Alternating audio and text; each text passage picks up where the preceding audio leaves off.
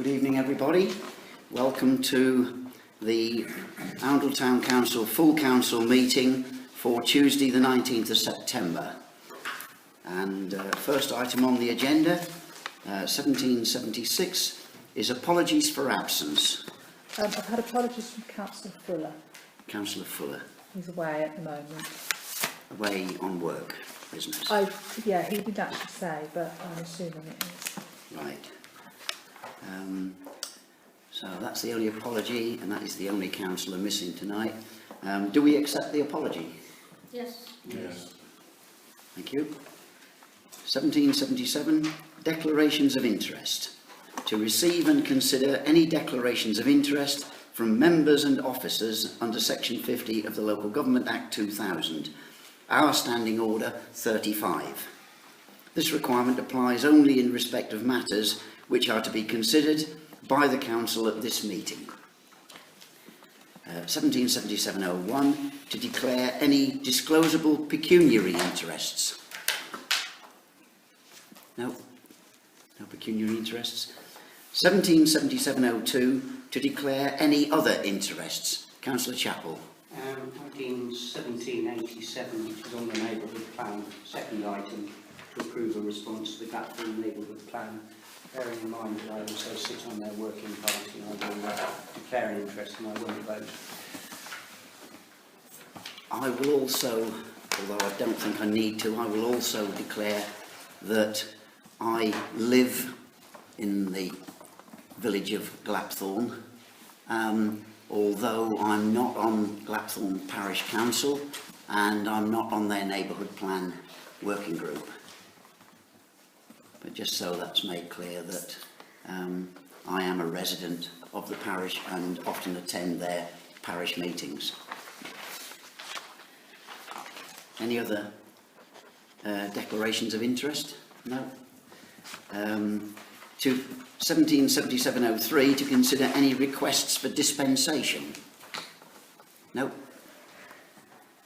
77-04, to report any gifts or hospitality accepted over the value of £50? No.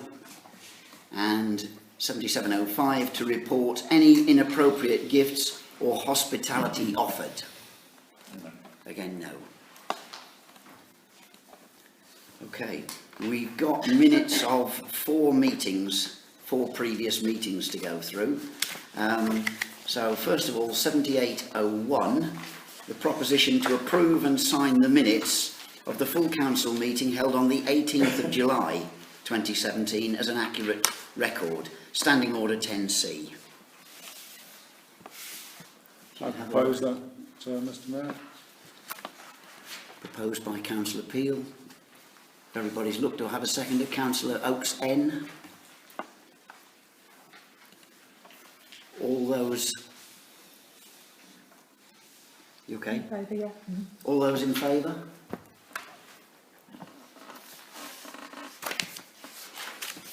Anybody against? Just looking at it, slightly puzzled because I'm neither down as being present, nor apologising, nor being absent. But 18th of July. And being reminded I was probably on holiday, so I'm sure I did give my apologies for that. You've certainly missed one with holiday. I thought you were down apologies for absence were received from Councillor Chappell. I've got your apologies on there. Yes, I was indeed away.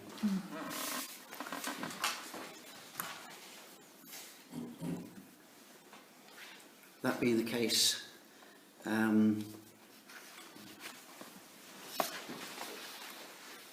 you still wish to be abstaining or... No, I can't vote for myself. So I do have to abstain. Yes. You do have to abstain because you weren't there. Okay. It's very tricky, isn't it? Okay, so I can now sign these. Yeah. Just date the last name.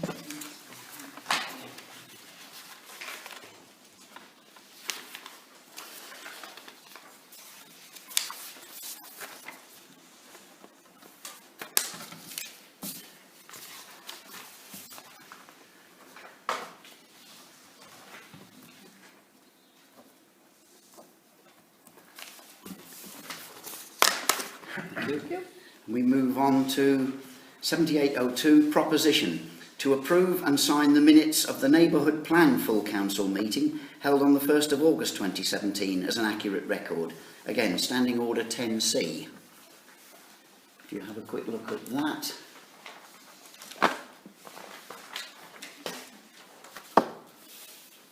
And if you can... So what Tell did me you if you put have in it. the meeting? Sorry? What did you put in the meeting? When you read this out? It was to approve and sign the minutes of the extraordinary... Extraordinary. Yes, it's an extraordinary full council meeting. Oh, we've missed sorry. one out. The one before it, we're on. Sorry, Neighbourhood Plan Yes, full yeah. council meeting. Yes, It's the neighbourhood it is. plan. It is an extraordinary meeting, but it's a Neighbourhood Plan full council meeting. Yes. It was the fact that it was an extraordinary full council that Yeah, the next one's The next one extraordinary. is. The next Because one that is. was a real extraordinary, Yes. I suppose. Everything seems to be extraordinary, doesn't it? Do I have a proposer? Councillor Humphreys is proposing. Seconder. Councillor Chesser. Those in favour?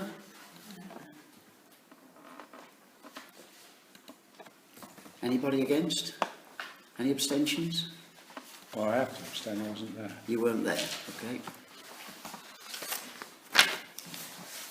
So if those there, that's approved.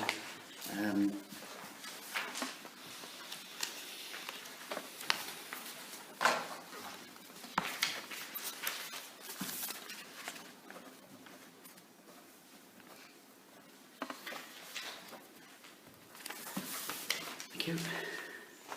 Right, now we come on to the 7803, proposition to approve and sign the minutes of the extraordinary meeting held on the 22nd of August 2017 as an accurate record.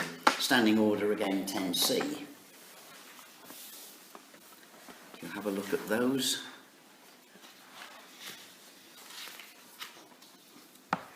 And of those present, do I have any comments on them? No. Do I have a proposer? Councillor Chappell? I'll second it. You were actually absent on that one. Well, I must be looking at the wrong one then. Which date was this? 22nd of August. 22nd of I'm August. looking at an earlier one. Councillor Hutton is going to second I that. beg your pardon. Gets confusing when we've got so many of them. Well, we had a lot of actually. things. Of those who were there, those in favour? Thank you. I think that's everybody who was there. And then if we've got any abstentions, do you have any abstentions? One more to go. Sorry, were there any abstentions on that one? No abstentions. I think everybody who was there Did voted. everybody put their hand up? I wasn't there. you were there. There were a number who were absent. Councillors Fuller, Glenn, Oakes and Oakes were absent.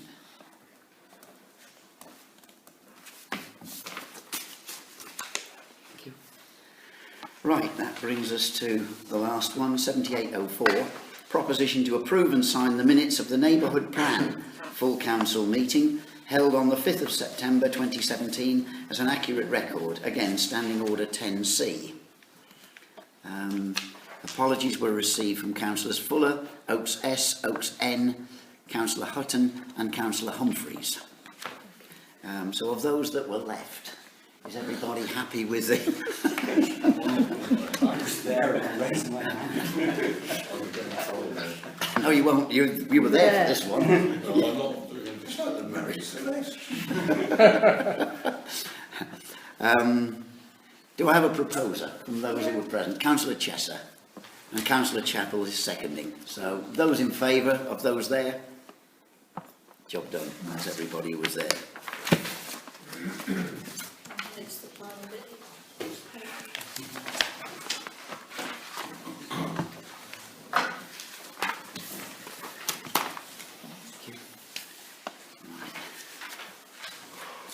We now move on to 1779, which is public participation from interested parties or members of the public. Have you had I anything? haven't had anything beforehand, no. Nothing beforehand. Does any member of the public wish to speak on any issue? Speak now or forever hold your peace. Okay, nobody wants to speak. Consideration of requests from interested parties, as we've had no requests. We can move over that item and move straight on to reports. The first item is the Mayor's report. Which is one he prepared earlier. She's one prepared, but she's conveniently lost.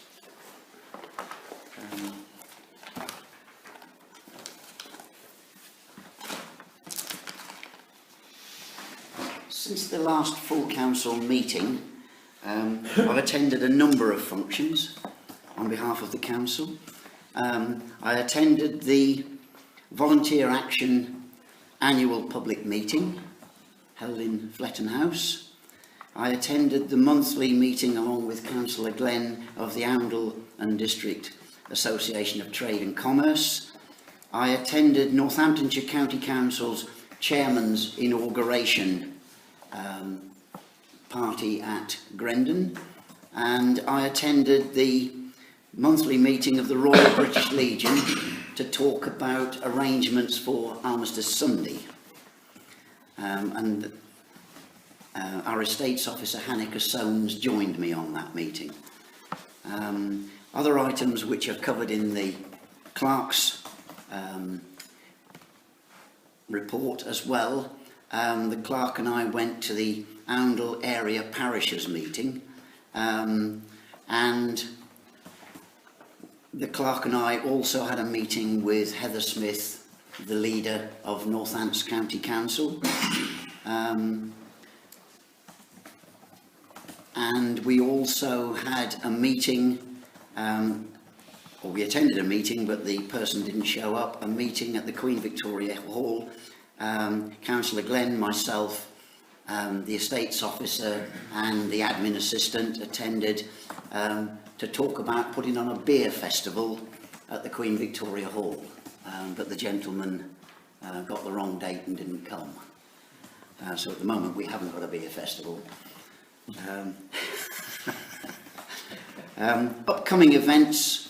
Thursday of this week I have two events in the afternoon. I have the Fair Trade Group meeting, and I have a meeting at Abbott House along with other councillors to meet the management staff and the residents of Abbott House. And also early October I will be chairing the meeting of the Museum Trust. And that covers the Mayor's report.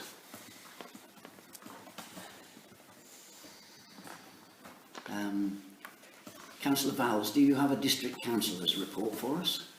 Thank you, Chairman. Two items I'd like to raise tonight. One was, you raised with me the problem of fly tipping in the car park. Yes. We have identified the individual by name, and he is now being followed up fairly heavy-handedly. Excellent. The other one is that there will be an amendment to the articles of the District Council coming up because a recent motion put in front of us was not accurate. What this really means is that when a planning application is submitted to Traston, to the District Council, if there is an objection, formal objection by the town or parish council to that application on planning grounds, a genuine objection, then it will go in front of the Planning Management Committee rather than being decided by officers. That invokes two things. One, obviously, traditionally, you then have the opportunity to speak to the Planning Management Committee from the public gallery. That's always been the case. But from now on, the Planning Management Committee will come to that site. They will see that site within a week before the item goes before the Planning Management Committee. The owner is allowed to be present. purely to point out health and safety lab issues, and your district councillor is allowed to be present. So if you have a planning application in front of you which you don't like and you wish to object to, please alert me or involve me. You could involve Phil Stern, but he is chairman of the Planning Management Committee and it probably isn't appropriate. He will come out anyway as the chairman. And of course you could alternatively talk to Rupert Reichelt. But up to you, one or the other of us, if we are briefed by you and know what your problems are, we can then talk to the Planning Management Committee when they attend the site and put to them the reasons why the local town or parish council objects to that application. Can I ask you a question? There have been times when we've seen our planning applications for Arundel been passed before we've actually seen the planning application at the council. One of the This has happened problems we quite a few have, times. we have a requirement from government to handle planning applications within a limited number of days. And one of the problems that we have is that when they are received and identified within the planning department in Thrapston, is that if it arrives the day before you have a council meeting here, it may not get to you in time for you to consider at a planning meeting, and that has always been a problem. And the problem is simply because national government is saying to us, you have to turn these applications around faster. That is what the public want, and that means that they may well come into the clerk or into your offices here, but it may, the phasing of your meetings and the phasing of the arrival of these may just mean that they don't get to you. Now that's something you might have to work out between the chairman of your planning committee and your clerk. We do always ask for extensions to see if it can be extended to fit in with our meetings, and if we can't fit in with our planning meeting, we'll put it on this full council meeting. So, but in theory, we can't accept. In theory, we can't accept an extension to it because we are required to respond to the applicant within a certain number of days, and we have a formal process to do if we're going to delay. So I understand the issues and the problems that you have, and we have too, basically, in the planning department. Can I just ask a question? Yes, Councillor So if Cheshire. you're a planning developer, you could make sure that your application went in within a very short space between the application and the meeting. In theory, yes, because most developers are going to need something rather bigger for them. Yeah, okay. Yes. Individuals. then. Individual could, yes. Yes. So basically the answer is if you send all these applications to us over when they come in, on the day they come in, Yes. we have to physically just object to them straight away until we have a meeting. You can only object on true planning grounds. Right. I'm sorry, and you can also only object to a public meeting, through a meeting. So we can't actually write back and No, say no, we object it would have to to, this. it would have to be It's a joint problem decision facing, agreed. and it will always be that, but there may be ways that you can, if it's a one-off, then it's not an issue. But if it's 50, 60 houses, or it's a developer rather than an individual windfall, and then you may have to have an emergency planning meeting or something, which between the chairman and the secretary can sort out. Can I ask you Councillor another Rhodes. question, which is, sorry, Sorry. Councillor, is that, may I? no? Can I ask you about plans that have not been approved where people are still building their houses and altering the houses? If there are situations where somebody hasn't applied for planning permission to do something or is operating outside of the planning regulations, raise it with us, with the officers, because they can immediately step into that. And we do have a new enforcement officer who is rather more assertive than some. Hopefully. Okay. Councillor Rhodes. We have a principle here actually that any significant development will be looked at by full council. If somebody wants to stick an extension on the back of their garden, that's one thing. But if you want to put 300 houses, down the road, that's quite another matter. But I think the principle we have is this council, it would be a full council decision about anything which would be regarded, I believe, and I talked to our head of planning here, anything that would be considered substantial would go to full council. Now that is a bit of a problem if you've got time scales going on. So I don't know what we do really. That is, as I said right at the very beginning, that is the problem of timing. We have, by law, we have to turn them around within a restricted number of days. Yeah, I know. And we'll do our best to work with you. I've been doing that for about 7 years. Yes. and if you look at our records of turning around now, we have one of the best councils in the country at turning around fast. But that causes other problems. It does. I will allow a question from Lee in the audience. I was just wondering, what exactly is this timescale when a member of the public submits a planning application? What is the timescale by which the ENC has to turn it on? I can't answer that. It's 21 days. It's about. It's 3 from weeks. date. That's from the date of application. When we receive it, we have 21 days to respond. That's why we very rarely we're out of that, because we either pick it up from a full council or a planning meeting. It's not the date that it arrives in Thrapston, it's the date that it gets reviewed and stamped within the planning department. Correct. That's the start of it. Yeah. So then why is there so much pressure? Is there a delay in the planning department where it sits on someone's desk? And you have 21 days to respond. So within that 21 days, there should be enough time for that planning application to reach the OTC so that their opinions can be considered. Well, not if you have your meeting every month. I mean, you can arrive tomorrow morning. But then and it's it 21 closes. days from when it arrives. Councillor Oakes. The other thing is that look, I've been doing this for a long while. The other thing is that it's all done on the internet now.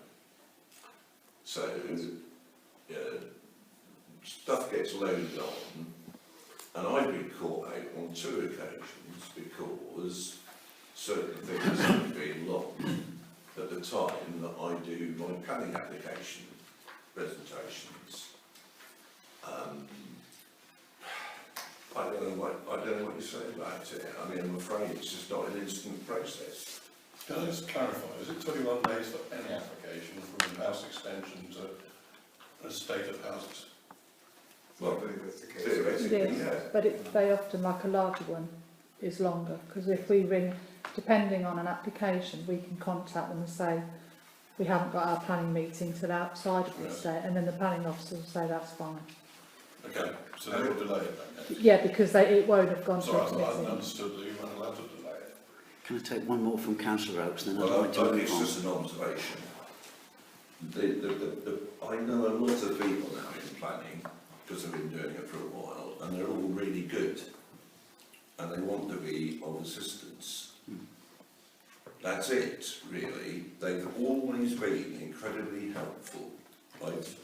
You know, if you've got a tree problem, you get the tree officer in. If you've got a development in the conservation area, then you've got your conservation officer on the job. And the way that I try to work is to relate to these people, you know, and give them a ring and say, what do you think about this? And it's as simple as that. What do you think about this? Sorry, can I ask a question?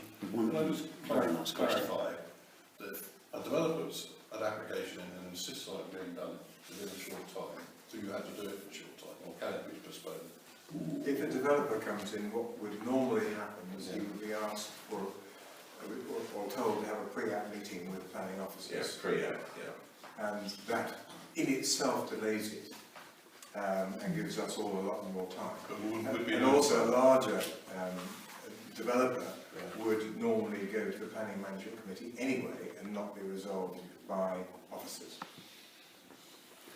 Do we have any more I've got a question though. Could you explain that again and not be... A larger application would normally go to the Planning Management Committee Right. and not be determined by officers. We Oh, are I allowed, see. All right, I understand. I think something like, in theory, 10% of the planning applications that come into us can go forward to the Planning Management Committee. 90% are to be determined by officers. Right. Okay. Got it. That's a topic. If there's nothing else, I'll thank District Councillor Vowles for his District Councillor's report, and we'll move on to signing and sealing, please. Before we do that, Mr Mayor, can I raise a point that I think this is the second meeting we've not had a police report? They are struggling to find a police officer to patrol the beat, let alone come in here and come to the meeting, Well, we unfortunately. don't even get a written report. I've Can I- asked interrupted. I asked them for a couple of months ago, didn't I, if they could send us a report on crime statistics for the month, the previous month, and if they could give us accident reports that they're dealing with, and apparently they're unable to do that. The way their system works now, they're unable to produce that for me on a monthly basis. That's correct, isn't it? I think there's a website. There's a website you can go on where you can look at crime in your area, and I can't remember what the address is, but I'll there is try and definitely. send the link out. There's a I've got website, a link out there. and you put Oundle in, and it'll tell You you. just, yeah, there is a website. I would just like to say, and obviously it's being recorded, which is a good thing, that I think at the moment the police seem to be just neglecting Oundle to a very great degree, and it's getting with the Armistice Day thing that we're going to have no police there as well. I really do think that for some reason Oundle is being forgotten, and we ought to sort of make representation to the police to say, look, we're not happy, get somebody down here. On the matter of the two services relating to the armistice, the Saturday one, which is at 11 o'clock on the 11th, and the one on the Sunday afternoon, the church service and the service at the memorial, they're unable to guarantee whether they can send anybody or not. Both the British Legion, we resolved this, we proposed this some months ago, and we said we'd leave the timing until the British Legion were ready to act as well. Both us and the British Legion are now going to send a letter to both the Police and Crime Commissioner and the Chief Constable, copying in the new Sergeant for Oundle, to inform them, really to ask them what action they're taking in view of the number of people who attend and the potential problems, and both of us together hopefully responding to that in the same way. Hopefully we'll get an answer from them, and hopefully we might get some presence. But at the moment they're talking about not attending. Councillor Humphreys. Well, I think there's 2 points I'd like to make about that. Is one, I feel personally that the police, as public servants, have a sort of moral duty to be there for Armistice Day, in a physical presence, because of what they are and what they represent within the society. Yeah. But also, I seem to remember at the public meeting, we were given a qualification by the inspector that was there and our usual guy that comes here, that we wouldn't be let down by the police force. They would always be there for us as a town, and if we had any problems, they would stand shoulder to shoulder with us. And he stood in front of the public town meeting and said some words to that effect, and that seems to have been quietly forgotten. We could mention that in the letter that we send. I think we should be fairly strongly worded, that's all. I just think, they are letting this town down. Sorry. Yes. Yeah. Can I just make the point, there is the neighbourhood alert emails that come out from the police. areas. So I assume that is the way that they're intending to communicate and engage with us. So I think I don't disagree with many of the points that have been made, but we've got to recognise that their resources are stretched, and that's the way they're addressing it. So I mean, I don't know whether there's maybe we could collate those and put them together. They do a sort of weekly update or whatever. That we could, So what did you say it's called? This is the neighbourhood alerts, informing and listening to communities. So just the latest one is crime and policing update for Oundle, which includes Lower Bedford, Pilton, Stockdale, Lower Bedford, and Wardenhoe, 11th to 14th September is the most recent one I've had. So you go and they send an email out to me, asking me to subscribe, and you get the regular updates. Now, that's clearly the way that they're trying to address this, I assume.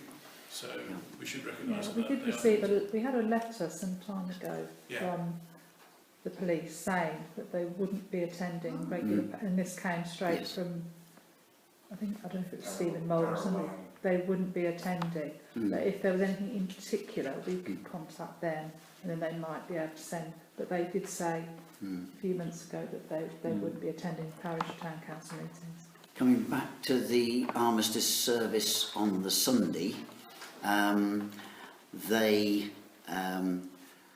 one of the officers has said even if he's not on duty, he'll try and change his shifts. If he can't change his shifts, he may still put on his uniform and come, even if he's off duty officially, and lay the wreath, because that was the other thing, that the police always lay their wreath at the memorial on that day. So an officer will do that. We've been assured of that. Councillor Oakes. The only other issue really is the organisation before the day, because we don't want vehicles parked there. And that's been an issue in past years, where we had one van stuck down, well, it's been ridiculous. So I'm not quite sure how we deal with that as well. I mean, you do need some kind of official ability to sort of put, you can't park here, on the day before. So we've covered that in that we're having signs produced to say that there is no parking in the areas where the parade will take place. And they're going up the day before or several days before to say that day from midnight on that day they will be in place. The police, of course, can't now deal with any parking issues. It has to be the traffic wardens, which are with county highways. We've talked to them. It was discussed at the Royal British Legion meeting whether or not we try, and it will cost, but whether we try to get somebody from highways parking to come along on the day, and if necessary book anybody who is parked in the way of it, having got signs up and having got road cones out, having put barriers up. If somebody ignores all of that and parks, it may well be that somebody will come along on the day from highways, one of the traffic wardens, and may be asked to deal with that. That is something we're in discussion about, but it's a bit of an extreme measure. It's possibly not going to be popular if somebody gets booked. I don't know what the feeling of the town will be on that, but they will have had fair warning. But it's what the reaction to that might be. But that was certainly discussed at the Royal British Legion meeting, because there were disruptions to the parade last year with parked vehicles. People then went to them when the parade had gathered and wanted to move out and had to wait. And while the salute was being taken and the band and the Legion and the Cadet Corps were marching past the Great Hall in order for the salute to be taken, there were cars revving their engines to try and drown out the sound of the band. So it might well be that we have to take that kind of measure. That is something that is being considered. That will no doubt come up I at don't think future. that should be considered. I think it should be done. That will no doubt come up at future British Legion meetings to discuss just how far we go with that one. And we're looking at the moment for volunteers to man the barriers, because obviously councillors that day are going to be in church for that bit of it, so won't be available for the barriers. And I've normally put on a high vis and done the 11th, the 11 o'clock on the 11th, but I'll be at the memorial with the chain on representing the town. So again, we'll need some volunteers to make up for a shortfall of PCSOs, again to just ask people to wait for that 10 minutes or so that ceremony takes place on the 11th, and it's a Saturday this year. So we are looking for volunteers, and 1 or 2 people have come forward to help with that. Sorry, can I ask something, please? Yes? In the absence of a police report, should we be getting some sort of report, maybe through Emma, if she looks at the website, on how the crime and so on in the area, what sort of situations is the crime in the area over the last month? I think that's what Jerry was just saying about the neighbourhood alert. Yes, he was saying that, but how do we formalise it into the meeting so we get the report? Either the clerk or one of us to go on and do it. Or everyone could just subscribe to the link and get the email sent. It's not statutory that we have to have. But if we want No. to discuss what's going on within the town, perhaps we should have a formal report. I think if everybody subscribes to it, you could then, if there's something on there that you like, you then add it to the agenda. I will take a question from Lee, but I'm conscious of time. We've got a very large agenda. Just, you know, that website where they do report the crime, it's really on, I mean, it's backdated considerably. The most recent statistics on the website. Yeah. I'm not talking about the email notification, I'm talking about the website. The most recent statistics that are available, and that go back to April or May from now, and at this point. Now, in terms of the email notification, those are useful, but I mean, I do think, as a member of the public, that it'd be very useful to hear the response by police. Now, for instance, I know that on September 10th, there was a very disruptive, violent burglary on Blackthorn Road. On September 9th, a similar burglary on Bellamy Road. On September 11th, a burglary on Ray Close. And all of these involved patio doors being smashed in. Now, it's all right sort of logging these and saying, oh dear, there's been all this spate of burglaries, but what we really want to know is what the police response is. I agree. Yeah. Whether these are linked, whether it's one particular person causing this, This is and just a- where they are with doing something about them. Other emails that I've already sort of deleted from my phone for August. Hmm. You know, I think it's a problem. Councillor I think Oakes. the problem is that we're just such a low crime area. Well, not that. Well, We are, no, we are, you know, you just can't, if you look at the national statistics, we're right down the bottom of the crime area. So I don't think the police are that bothered too much, to be honest.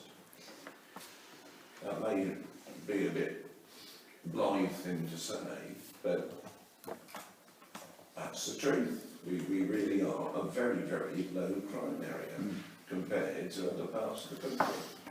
Incredibly so. If we have no other comments, I'd like to move on and deal with the signing and sealing, 1782, signing and sealing. Would somebody like to read the resolution, please? Councillor Oakes. That any two councillors and the proper officer may seal any document required by law to be issued under seal on behalf of the council. Standing Order 14. Thank you, Councillor Oakes. And do I have a seconder for that? Well, anybody will all put our hands up, I'm And- sure, so Those in favour? we're all up, I think. Right. Where the councillor happens I'll be honest, I'm the new boy here, so what's the change here? So we're going from a smaller number of councillors required, or? No. That's a statutory thing that's read out at the start of every meeting. It's basically... It's not, so nothing's changed. It's just No, nothing's changed. It's just it's a statutory thing as to how the documents are sealed and who deals with the sealing of the documents. We're not going to get landed with Oh, Right. You're getting into funny territory there. Okay, I'll move on to 1783 Town Matters. To report on the notice of decision from Northamptonshire County Council following the Fletton Field inquiry. We had this a while back and were told that we were given it in confidence because various things were going on legally. We've now been told that we can make it public, and we've had the notice of decision under section 15(3) of the Commons Act 2006, telling us that the County Council, as the Commons Registration Authority, has decided to reject the application which we made for a village green status for Fletton Field. So that has been rejected. So that is the state of play there. So it may well be that Councillor Chappell. I'd just like to express my personal disappointment at that decision, but I think it would also be fair that this council actually records its thanks to the Green Spaces group within the town, these people who aren't councillors, who put in an enormous amount of effort to try and make that come off. Absolutely. And it's no reflection on them that it didn't work. No, not at all. Yes. Okay. 1784 Council Matters. 1784-01. To report on the resignation of the Deputy Town Mayor and to consider whether to elect a new Deputy Town Mayor for the remainder of the term of office. Councillor Charles Best was the Deputy Town Mayor. He put in his resignation as a councillor due to pressure of other things a couple of months ago now. We, during August, didn't officially have a council meeting. We had a number of these extraordinary ones to keep things going, but we didn't have a regular one, so this is the first regular meeting where we've been able to discuss this. And the clerk has been checking with standing orders and the regulations, and we do have to have a town mayor. There is nothing that says that we specifically have to have a deputy town mayor, and so the question is being asked whether we need to elect one for the rest of the term until May of next year, when we elect a new mayor, and we can elect a deputy at the same time if we wish to have a deputy. What has been considered there is we're looking at succession planning here for the council, and what we had hoped for was that there would be some new councillors joining us, and some of those could deputise, if you like, for deputy mayor, could step in for specific meetings to get some experience, to give a number of councillors a feel for what it's all about, rather than have a deputy mayor. Your thoughts? Open to the floor for your thoughts on deputy mayor. Silence. I think we should definitely have a deputy mayor, and exactly for the reason you said about the succession from May next year. Whether that particular person then becomes mayor or not, because obviously we have to elect, but it is useful for whoever stands as a deputy mayor and is deputy mayor to have that sort of experience that a deputy mayor will have, because he will work with the mayor and hopefully gain the knowledge he needs to carry on in the next the 12 months after that. Even if we don't elect him, is there Councillor for the Rhodes. future. That's right, okay. Things changed a few years ago because originally the deputy mayor would have actually gone in to becoming the mayor, and that all got shifted.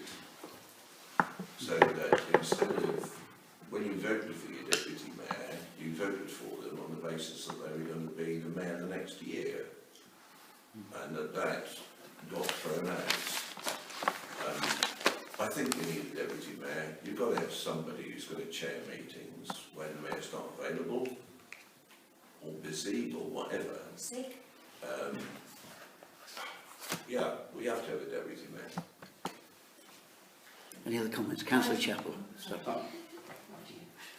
No, just I would agree with Councillor Peel and Councillor Oakes here that I think it's a long time till May, and I think you need a deputy, definitely. Councillor Chapel. I think the issue of getting experience is all well and good, but I think it would be incredibly difficult for somebody who's literally only recently come onto the council to suddenly find themselves in that position. The way it's kind of traditionally happened has been people who've got experience in committees, perhaps by becoming a deputy in a committee and taking the chair, and by the time that they've chaired a committee, they're probably getting more experience of the way the whole council works to be able to try and take that kind of overall view. So I would say that yes, we should try to bring people on. One of the difficulties we've had is that we haven't had full complement of councillors for quite a long time now. Despite our best efforts, we don't seem to be getting people coming forward. Councillor Hutton recently accepted. There's only therefore 10 of us. That does make that whole process slightly more difficult. I still think that as a principle, trying to bring people on through the committee system is probably the best way. And I tend to agree with Councillor Oakes, it's a long time to wait. Fine. Right. Can I just ask, Councillor. I think the Mayor sent an email out asking whether anyone wanted to nominate or put themselves forward as Deputy Mayor. I'm kind of assuming that no one did, so if we haven't got anyone who's actually willing to do it, then... We have got some. Okay. We have got some nominations Okay. for deputy mayor. Okay. So we could come on to that if. Well, I think I agree with the other comments, and if we've got somebody who's willing to do it and wants to put themselves forward, then yeah, I think we should consider that. Yeah. Yes. Are there any other comments? Well, the other side of the coin, I suppose you could have a situation, this is theoretical, where if there wasn't anybody who was mad keen to do the job, you could have, if you like, a little group of people who also, as the Mayor said, who do chair the subcommittees and act as a group deputy, which is a suggestion. So. And they would get experience of chairing meetings and so on, and hopefully somebody new could step forward to be mayor in good time. It would be a way of a number of new councillors attending some of the civic functions and some of the duties of the mayor without attending all of them, to get some experience. But it's entirely up to you how you want to play that, whether you want to do it that way or have one person as deputy mayor. It also takes a bit of pressure off you, Mayor. Yes. Well, Because you can't attend every single thing that's going on, and therefore, you know, there could be another person who could represent you in your absence. up to now I have attended everything that's going on. I'm sure you have. I know, but your battery might run out. Can I just ask you one question? Yes. You're not thinking of having a long time off and No. going on a world cruise or something? No, I'm not going to be absent. That's no. just what I was thinking. Well, can I just Councillor say that if people have put themselves forward then, for the deputy mayor, then what we've got to do is run with that this year. And I agree with Councillor Chester. I think it's a very good idea that we have a sort of rotation of deputy mayor, because then everyone gets a chance of actually knowing how to run a meeting and how to push a meeting on, and how to be a chair of a meeting. and how to put things forward, and I think that would be a useful suggestion as well.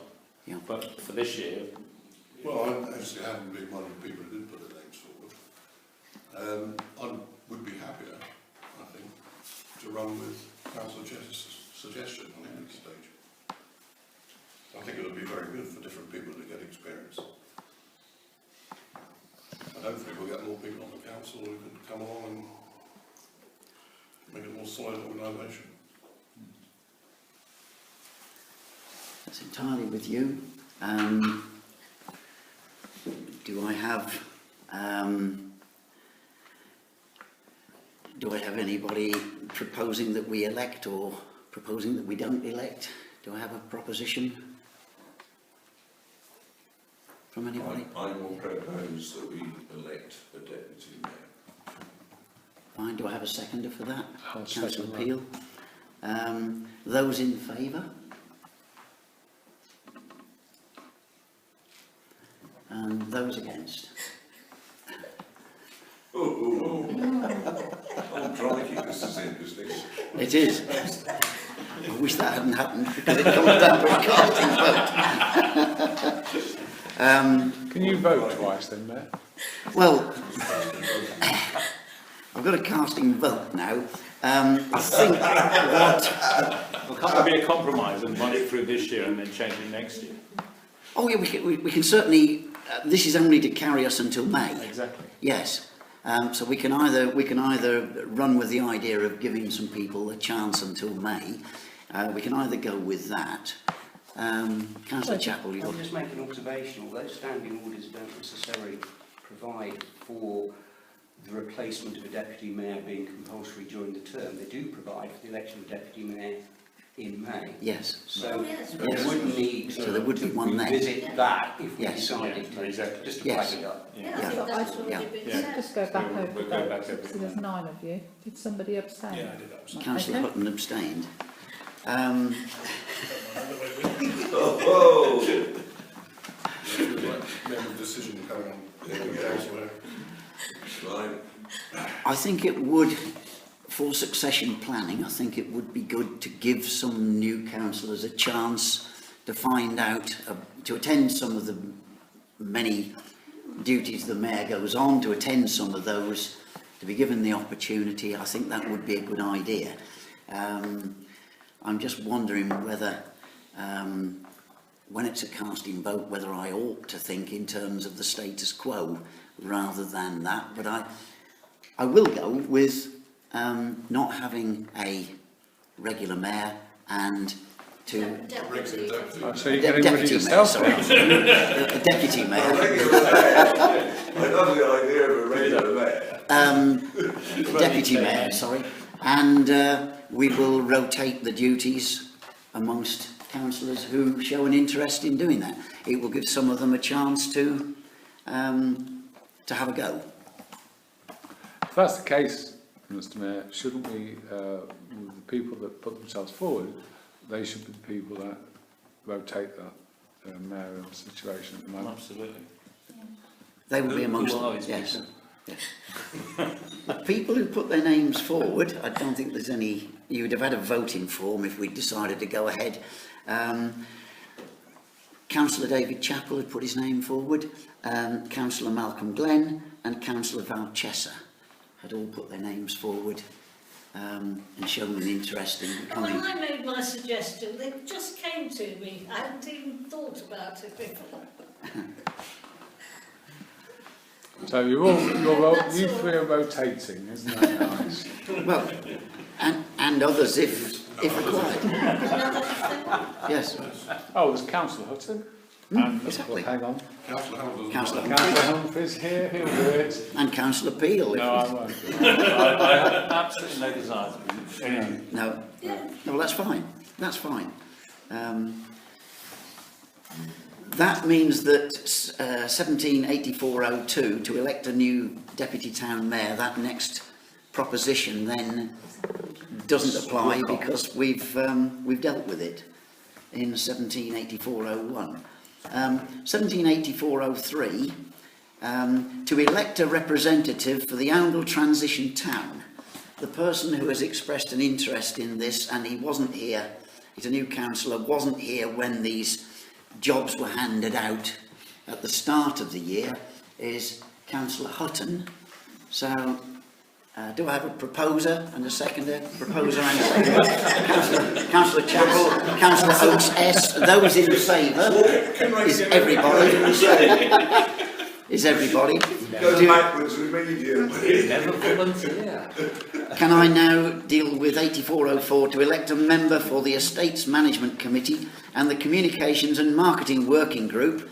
It's the same Councillor Hutton as offered himself forward. Do I have a proposer? Councillor S. Councillor Humphreys. All those in favour? Oh, absolutely. And that's on both of those committees. Thank you. Thank you.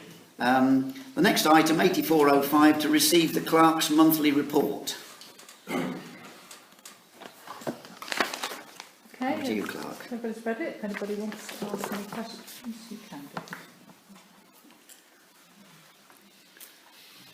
Are there any questions? Hang on, No. there was one, but I can't remember what it was now because I'm only cross against it. Yeah, I know, but I'm trying to read it so I know what the paragraph or the wording is. Okay.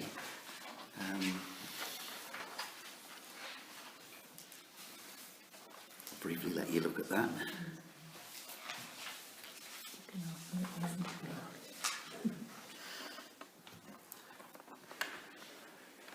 Any George? Yeah, sorry, it Go- was go on. about businesses.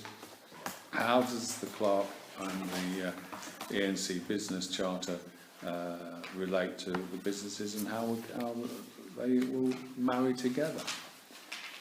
This was just it's a new appointment at the ENC, and they put together this charter with a view that they're going to hopefully help small businesses with information that they need to know, that sort of thing. So what he's going to try and do is get across to see as many people as possible within East Northants to sort of publicise this at various events and things.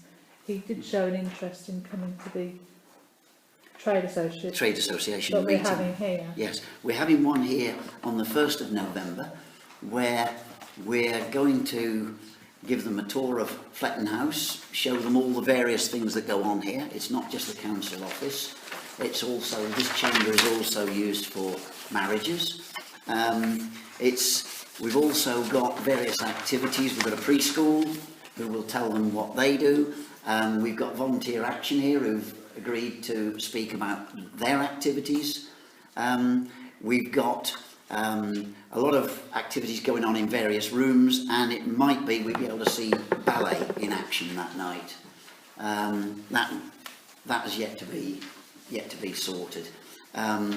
But they are going to have a tour round and be shown everything in this building and hold their monthly meeting here of the Trade Association. Yes, he was thinking of coming along on that night.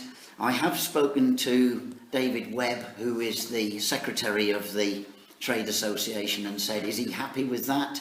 Or did he want to do it in some other way? Had he been approached? And I think he's going to get in touch with them and talk to them. Because I don't think they were fully aware of the existence of this group. So No, well, I've got his contact details, so I can happily Yeah. pass them on to if you him. pass those on to David Webb, either direct or through me, Yeah. I'll pass them on to David Webb. And then I think it probably will be here, because he only wants sort of 5 minutes, and then to network, Yeah, I don't even think he really probably wants to say anything. He just wants just to network with network, everybody, yeah. talk to everybody who's here and get their thoughts on their business charter. Any other points on the clerk's report? Yeah. Carry Potholes on. and overgrown shrub report. The potholes still there. Yeah, they go on street dock, so they come out and assess them, depending on how deep they are. That determines when they're going to come fix them. Okay. So, To get a shovel now. yeah, well, I was just thinking that might as well. Can I just say, Councillor Bill, some have been done. Oh, I know some have been done, yeah, it's just that... Well, the big trick quite a lot. would be to go out and make them a bit deep. Sorry? Go out through trains. What, get them deeper? Yeah, dig, Yeah, start okay. digging. Start digging through to Australia. That's it. Right. And then we did report the footpath at the back of Wakeley Close and I can never remember that name of that road. What's the sort of the new build between? I always call it Pikesley, but it's not. Do you mean off the, Pixley Court. No, it's off Benfield Road on the left. It begins with a P, but I Yeah, can it never does. remember the damn name. Pexley? Thank you, Pexley. Thank you. I can never remember. There's a footpath between Pexley Close and Wakeley Close, which is severely overgrown. We have reports that nothing's been done. I can look into it again, but Please. again, we are beholden to when they come out and fix it Okay, and sort it out. fine. That's it. Any more? Was there anything? I did read it. If everybody, thank you. If everybody's happy with that. The next item is 178406 to receive the invitation to the Northants Calc AGM on the 7th of October 2017 and to agree the delegates to attend the AGM. It's actually in Moulton Community Centre, Moulton on the outskirts of Northampton. It's their 70th annual conference and AGM, and they're going to run it like the BBC Question Time this year, and that will be interesting to see how that works. We can have a number of people go. They don't seem to be limiting us. They've got room for 4 people on the form, I see. The clerk would very much like to attend, as she's attended on a regular basis to these events, and it's an interesting event for clerks to attend. I would very much like to attend it. I went last year, attended with Councillor Dainter and also with Gwen Radcliffe, who is one of the vice presidents of NCALC. But if anybody else would like to come. Can I make a point, please? I noticed that Simon Edens, Chief Constable of Northamptonshire Police, can be there. Yes. So Councillor Peel might like to go. And bearing in mind his comments about how we're neglected by the police force, ask the relevant question. It's 10 till 1 on a Saturday, I work. Councillor Peel. Sorry. All right, well, you can brief me then. Sorry? I'll go. Yeah, You'll you go. Brief me. You go. Well done. I'll brief you. You're going as standing temporary acting deputy mayor, are you? Whatever new designation we're giving it. His first rotation. His first rotation. Yes. Anybody else with a burning desire to go to the NCALC AGM? I'm afraid it's the day before my birthday. And Right. there's a lot of people coming, so Okay. You mean to say you have too much cake? Yeah, I'm not volunteering because I don't think I will be free on that day, but one of the things that is there is about motions that could be submitted. Yes. I'm aware that during the course of the year we do occasionally start muttering about, gosh, we should make that a motion, and we may or may not have a record of them, but something's occurred this evening which has slightly excited people around this table, and it is the policy of national government that actually gives local government too little time to address issues of planning applications. Yes. And it just struck me that there it is asking for us to put forward a motion, and there we are complaining about a particular situation which is in the purview of national government. Yes. The conference could, Yes. if backed us, decide to lobby national government for a change. Whether it would make any difference remains to be seen. But at least we could make the point if other councillors feel that we should submit a motion along those lines. Yeah. Well, on their question time panel, they've got, as you say, Chris Heaton-Harris, MP for Daventry. They've got the Chief Constable on there, Simon Edens. And they've also got Sue Baxter, who is Chair of NALC, the National Association of Local Councils. So I think it's an opportune moment to raise that kind of an issue, Councillor Chappell. So I think that's a very good suggestion.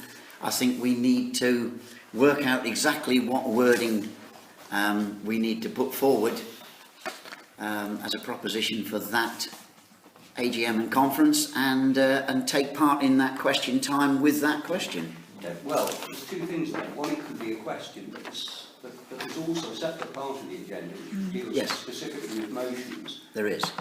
And it was actually that, rather than putting a question specifically I was addressing. It's all Yes. very well hearing the views of the panel, but the views of the panel don't necessarily change anything. A motion from part of the Association of Local Councils does carry a certain amount of weight. It may cause people to at least look at the issue. It will then be voted on by every council present, and a huge number of them do If you attend. need a seconding council, but I have this feeling it may not be too difficult to get some support from somebody locally for such a thing.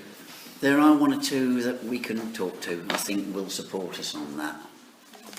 Well, let's get that motion sorted then. I supported Derek Lawson of Higham Ferrers on something last year, so I'm sure he might well support us this year if we put it to him.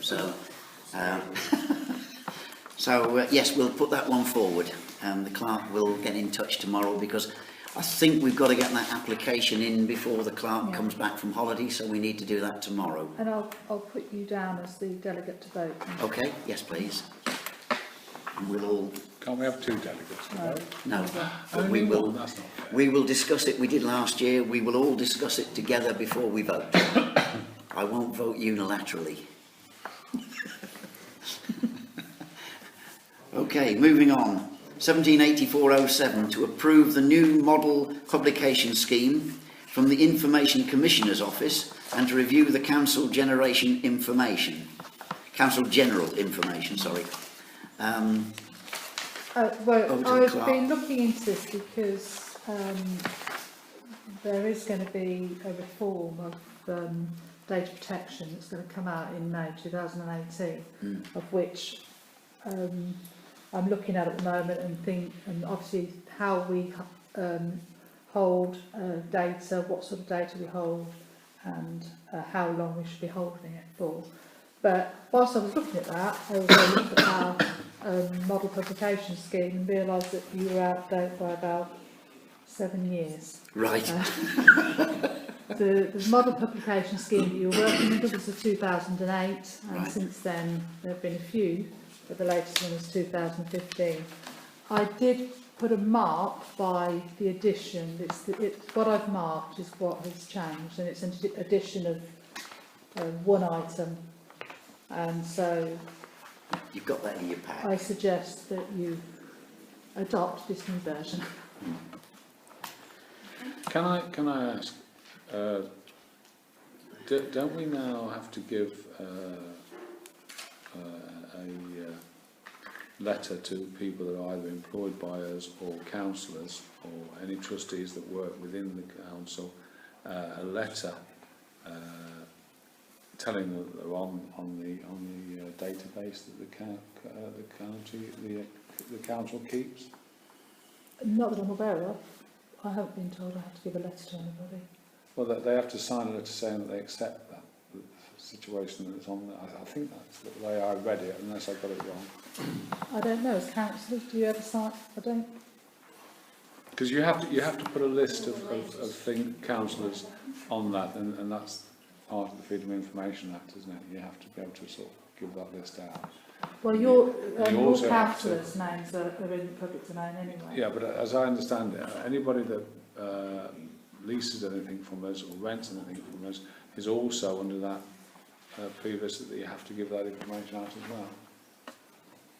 I might be wrong, but I know. I've read give out something somewhere. details of people that what of our tenants and things like that. Yeah, We wouldn't give that exactly. out, no, because that would be covered under the Data Protection Act. Have I got it the other way around? And otherwise, you have to tell them about the data. I might have misread what I've been reading, because I've been reading something else about data protection with my company. I don't know. It may be different in business than it is as council, but I've never. That would be covered. No, Any okay. any information like that would be information that we wouldn't give out, and we would be covered. No, but it we is would on. be It able is, to. it is on the computer, so people have to know that their details are on the computer. Oh, what? We hold registers of these things. Yeah, yeah. Um, So those people have to know that they're on that yes. particular register. Yeah. Some of that information is personal information and would be redacted if there were any Yeah. requests I for think freedom, yeah. freedom of information I might Act be- requests. We there hold would the be. information, but Unfortunately, how, it would be it's how redacted. we, I read so much every day. That it's how we publish it and how we deal with Yeah. it. But Yes. anything relating to people's names, things like that, is not something that we can't. No, do but anybody you're else. supposed to notify people that their records are kept on the computer. Oh yes, yes, we do have to do that. Yes. Sorry. I was just going around it the wrong way. Right. I do that Right. sometimes. Do I have a proposer for the new model? Councillor Chesser is proposing it. Do I have a seconder? Councillor Chappell. All those in favour? That's unanimous. The next item, 178408, to approve an expenditure of up to £200 to improve the fitting of the mayoral chain. I'll explain that one. Those who've worn it will know the problem, that what you've got on this chain is that you've got two enormous great pins sticking out just there and there, which go into your shoulders, tear your jackets to pieces. If you're wearing a shirt or a jumper, it goes through and sticks into your flesh. And I had noticed that a lot of the other mayors of other councils have got either a retaining chain, that it's a short chain that goes across the back of your neck, that actually connects to this chain and clips on and holds it in place in the right position, and that's one option. That's about £106 and some odd pence plus VAT. What a lot of them have also got is a backing behind the chain.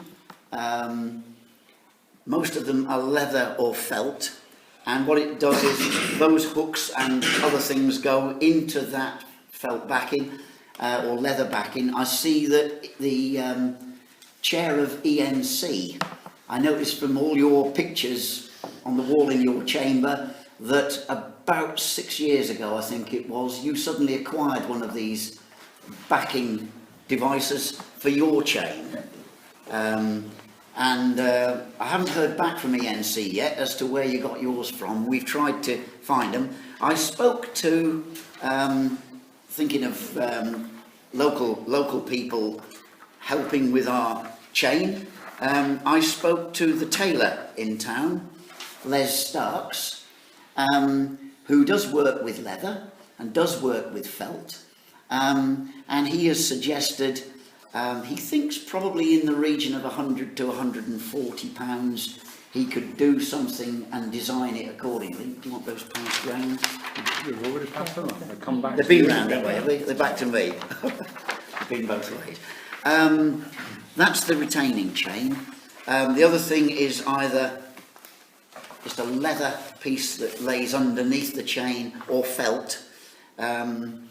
Corby, I found out talking to their deputy mayor at this NCC event on the 3rd of September, they've actually got two backing pieces to theirs, one in red and one in blue, which is, I think, significant that if they have a Labour council, the backing is red. If it's a Conservative council, the backing is blue. We don't want to go to that length. We're independent, we're non-political here, so I think something in plain black would be ideal. I'm going to pink. Go to pink. What is wrong with pink, Neville?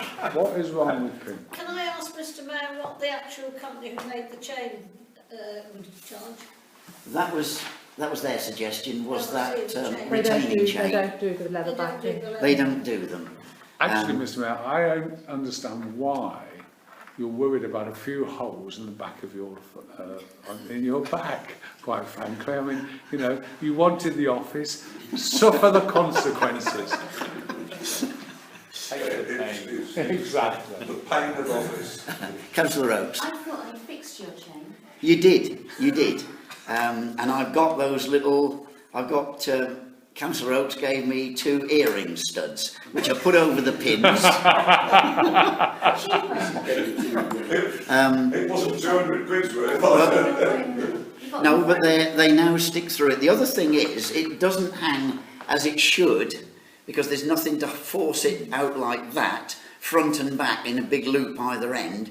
It sort of sags around my neck like that and hangs lower. So that should be an argument for the...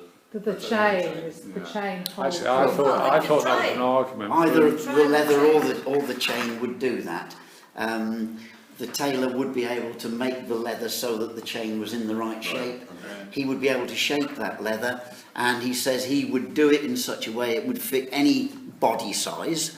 So if you've got a large mare or a small mare, One size. my predecessor was Councillor Chesser, who is considerably shorter than me.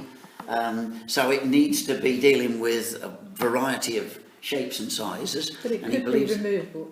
You Yes. could take it off, Yeah. the leather back. yeah, he would, I think, make little hooks to go against most of the links, so it would hook in various places, and those 2 pins would hook into it, and it would hold it in shape, and it would then be taken off. It wouldn't fit inside that, which is also getting shabby.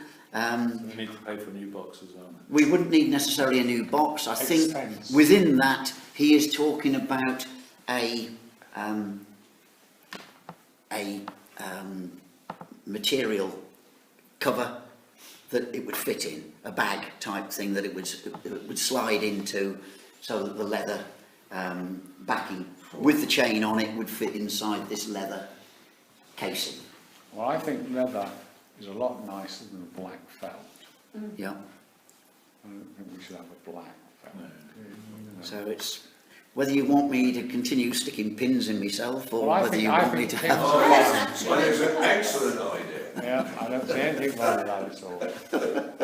Why can't we just say okay to an amount then, and then Yeah. you can finalise the... Yeah, we're talking up to £200, because It's not exactly... that covers. It's not We don't exactly... spend it all, it doesn't matter. Exactly, it would be less than that. We're pretty confident it would be less than Go for that. the leather rather than that support chain. Cause I think Can the I make a support chain is proposition tacky. then? Do I have a proposition? Come on then, Councillor Chesser. Well, that we set aside a sum of £200, up to £200 Yes. for the, Leather look.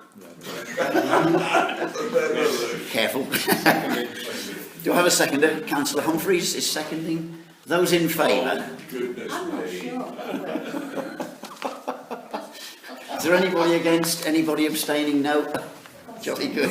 Mayor, as we're on the subject of the chain, because what some councillors may not recognise is that the chain has been out of date since local government reorganisation. 1974. 1974. Because it's It still the refers to March Urban District Council. Oundle Urban District Council, which disappeared on the 1st of April 1974, which is when the town council, shortly after that, came into play.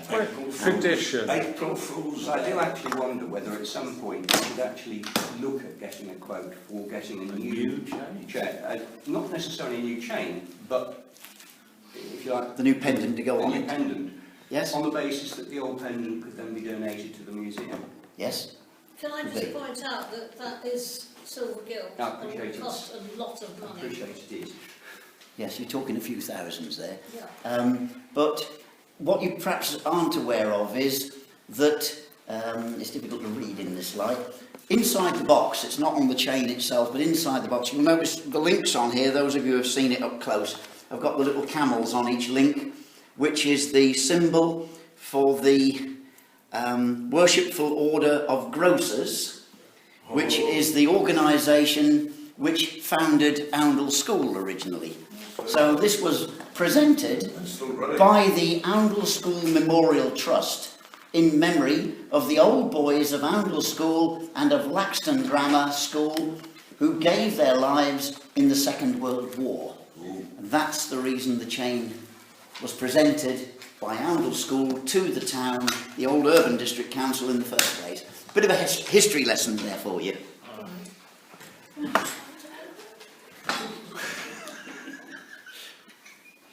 And there's one of my earring studs which fall out sometimes. Behind another one. Let's move on, shall we? Let's move on. We now move on to financial matters, 1785-01, to approve the bank reconciliation, balance sheet, budget report and hub trading account for July and August. Over to Councillor Glenn. Well, it's for 2 months, because we weren't here for one. July was in some detail with the Finance Committee, so I think there's no point in going over that in too much detail. It's better to look at the current results. If I look at the reconciliation, you'll see there's a negative amount for the current account. It doesn't actually go negative. It's only because checks that are represented checks, you can see over here, 10,711.61. So if we weren't drawing money down, we'd be 210 overdrawn on the 31st of the 8th. Of course, we are drawing money down. We draw money automatically when the balance gets below 10,000. So basically, it's all in order. The balance sheet, again for August, it's consistent with the previous one. The P&L is consistent with the current P&L account. It's been submitted, showing a loss of 26,907 expenditure above income of £26,907.62. So that leaves the P&L account 61,287.97. But we've still got a preset coming in when's the next bill? It should be either beginning of next month. Yes. Yeah, or towards the end. I'm not quite sure how There's they... quite a lot in reserve. On the budgets, expenditure, it's the usual sort of usual suspects. Slightly, I noticed in August the hub was slightly below target. The target is just for it's just a yearly target divided by 12. Of course, August is a full month. If you add August and July together, then it's more or less on target, if not slightly above. The same price to most of the other income items, and in fact we're running ahead of income. If you take out the brought forward budget elements on virtually everything, I noticed that courthouse income is just under courthouse expenditure for the first 5 months. Now, it's not a very true representation because some of those rents and so on we're getting will be for extending the period over August, but this is for a time when the base is basically empty and we've been filling it up, so I think it's a pretty good situation to be in. And by the time we have another meeting, we will analyse this in more details to see exactly where we stand. There is a chart of under budget and over budget items that have been attached, and I think they're pretty clear. We're down on income for Fletton House, mainly because preschool has just been invoiced, and we have to assist them, work with them to try and get some resolution of their rent. And that's about 9,000, 7,000. I think, yeah. Is it not 9,000 and they paid 6,000? 9,100, Yeah. I think, actually. It's about 2,600 difference. But I think theirs rises quite rapidly to something like 14,000, either this year or... I think this year's 11 or something, Yes, and then the year after. next year is 14. Yeah, Yes. it's something we have to address. We're clearly going to pay. Yeah. And that's on Estate's agenda Yeah. to deal with that. Income is to get ahead of the budget. We have 6.7k for the neighbourhood plan. Expenditure year to date is well under budget, but we have got 15,000 anticipated for marketing. In fact, we've got one bill in here, which we've got to pay in the cheques, and it still contains 20k for Snipe Meadow, because we're not spending that at the moment, and 10,000 for Courthouse. I think that's about it. All happy with that?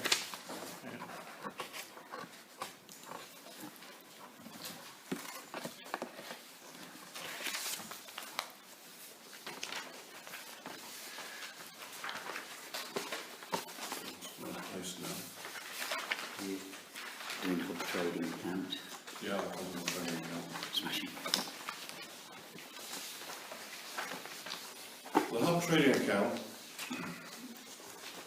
shows continuing loss just on, without any overheads basically, without rates and without electricity and fixed costs. And you can see we've lost in the first 5 months nearly £8,000, which is very significant, of course. To get that right, well, we're working on it, but it's not quite as dramatic as it seems. If we decreased our expenditure by £5,000 and increased our income by 5%, and increased our income by 5%, we'd be more or less breaking even. Especially bearing in mind most of that loss was in a very poor month of April this year. It's not been so bad since. But, Can I ask, sorry, Yeah, explain, how do we sort of reduce our expenditure by £5,000? I'm sorry. not 5%. No, you said reduce the income by, reduce the expenditure by 5%. Yeah. How do we do it? Yeah. By greater control of costs, by being very careful what we're buying, not buying things we're going to throw away. But the biggest item is staff, which is what, £26,000 and a third £40,000. So what you're saying is that So we must be very careful about the number of people we've got on at any one time. Okay. We've got to look at the trading patterns very carefully and decide whether we want 2 people or 3 or 1. Okay. And that's without doing promotion, of course, which I hope will bring in more money.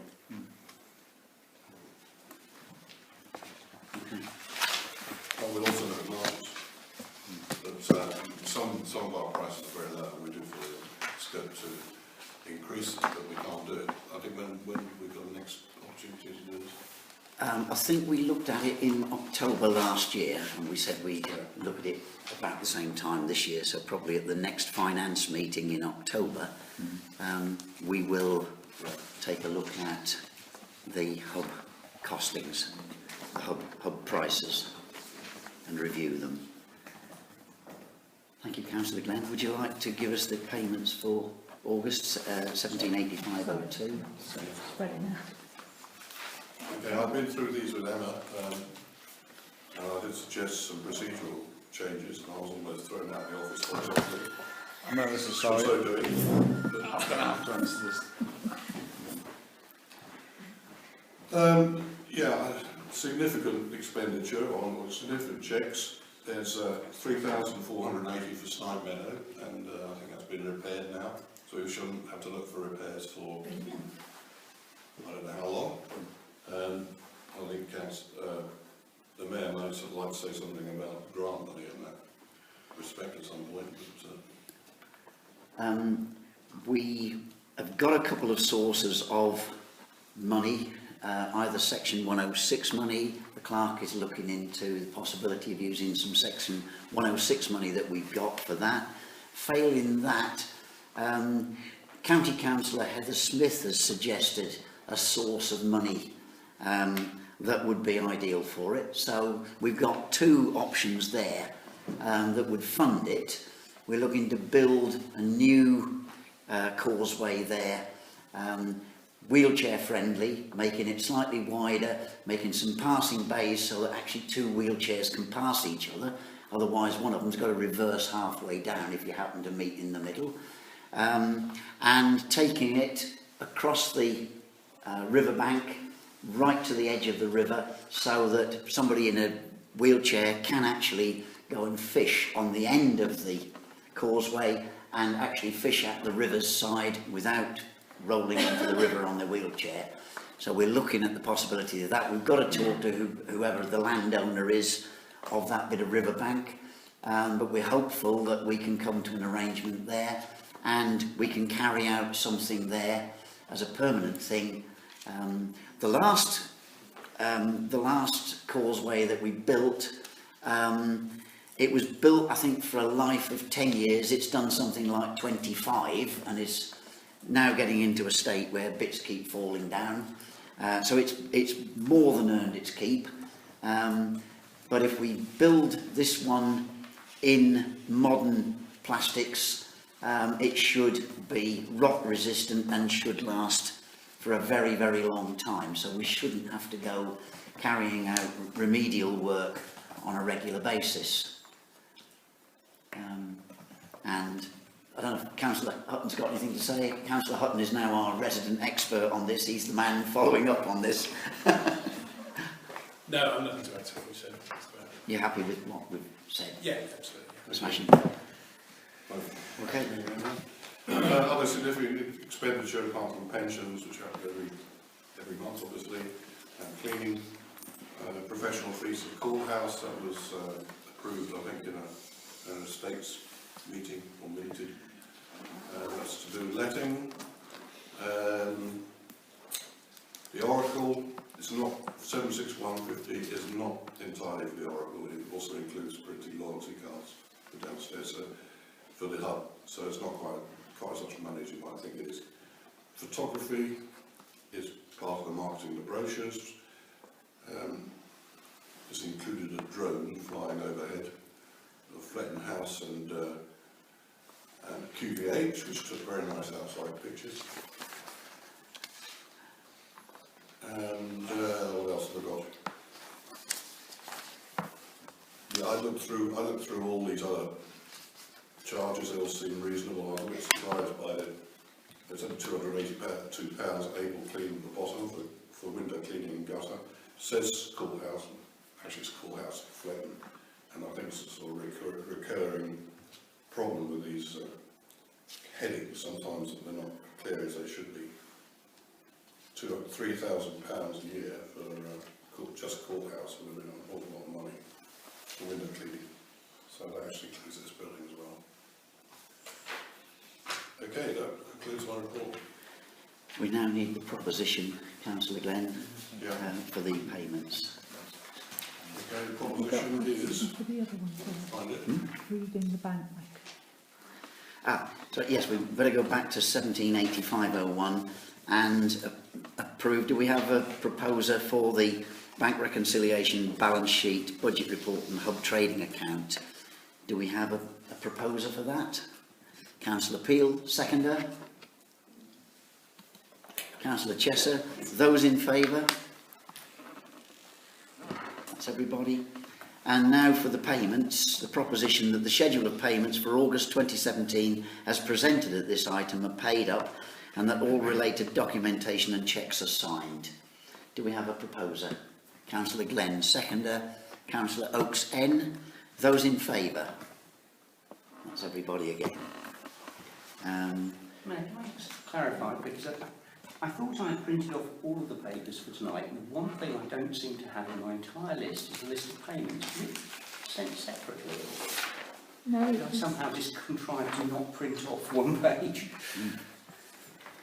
Thank you. actually, that's the one that you need to sign at the end. So we'll need that back, Yeah. Councillor Chapel. Could you perhaps email me another I'll copy or send you something? What's the email address? There was all of this. Well, you like printing it all off, David? Right, if we move on then, 178503, to approve the purchase of 3 mobile phones for staff to use when out on council business. Propose that. I know about it. I'm just. Yes, I know you know about it. I might propose it. I mean, we know it's got to be done. Can I just ask you a question? Yes, carry on. I thought that we had some. We purchased a few years back, I think for the women's tour, a couple of mobile phones on a pay-as-you-go basis. No.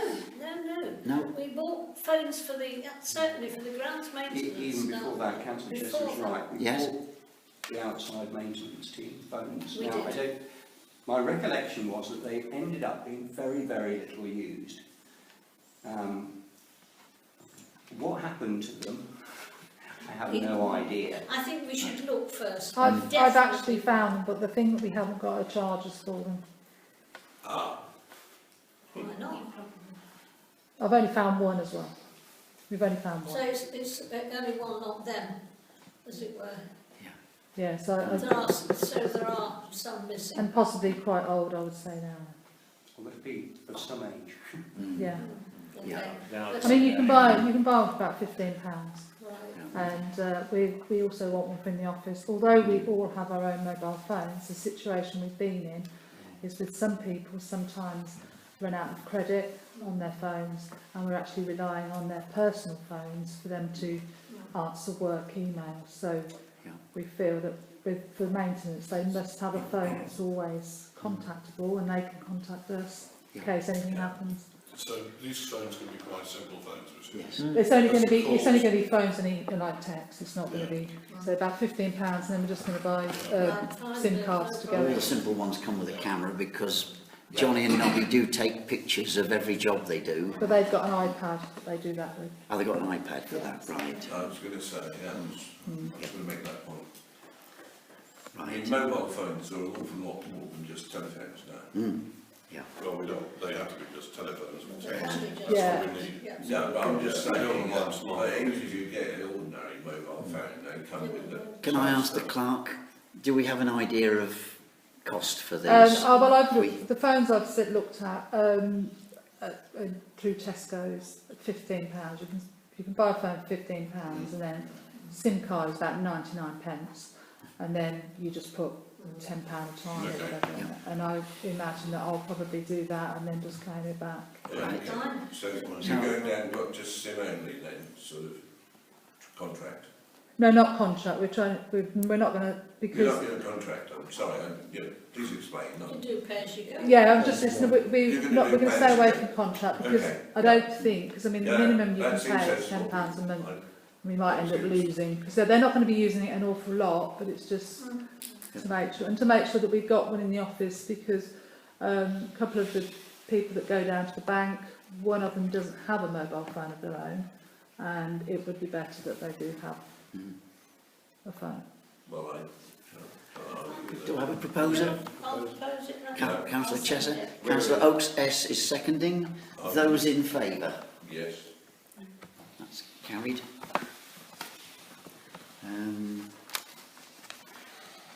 178504 to approve the expenditure for the Local Council Review magazine subscription.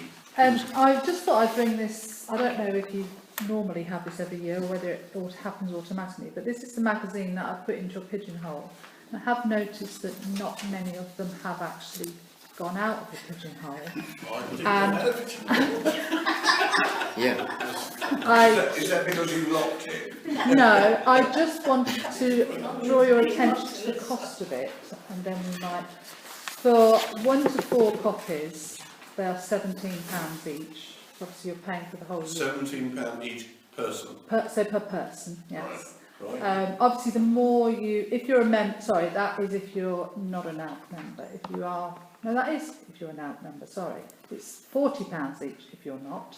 So we pay, at the moment, we're paying £13.50 because we're buying more than 4 copies. But I would probably say that 8 of those copies that we order probably aren't being looked at.